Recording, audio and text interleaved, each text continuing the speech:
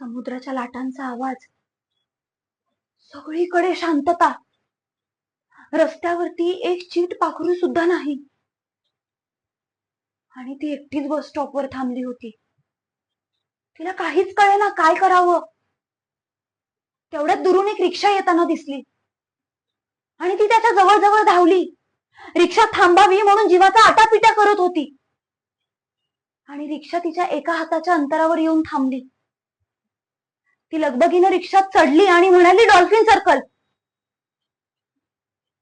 मग काय, रिक्षा सुरू झाली आणि तो रिक्षावाला काहीही बोलत नव्हता.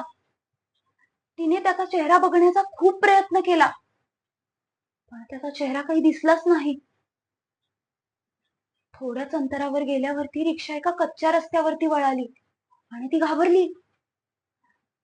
ती म्हणाली, इकडे कुठे घेऊन जातायत? मला तर सरळ जायचं होतं ना. आणि अचानक रिक्षा थांबली. ती अजून घाबरली. तिला काही कळेच ना.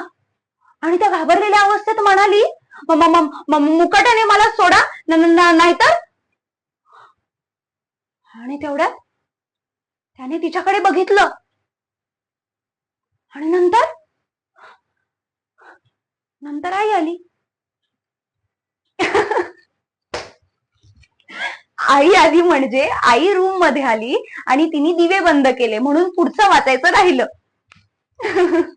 तुम्हाला सांगते, काय सॉलिड स्टोरी लिहिली आहे ना. काय लेखक होता याचा. Oh my God.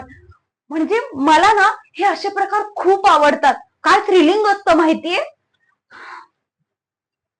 नाहीतर आजकाल कौटुंबिक जिव्हाळा नुसता वैताग आणलाय. सासू सुनेंच्या भांडणाने भरलेल्या मालिका. म्हणजे बघा ना,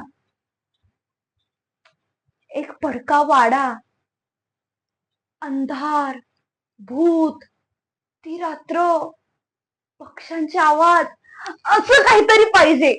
मस्त फाटली पाहिजे. सॉरी या, आईला सांगू नका, नाही तर ती माझी एनिवे, मला ना आभाचा फोन आला होता. तिने एक नवीन पुस्तक आणलंय, काजळ माया म्हणून. सॉलिड स्टोरी आहे म्हणे.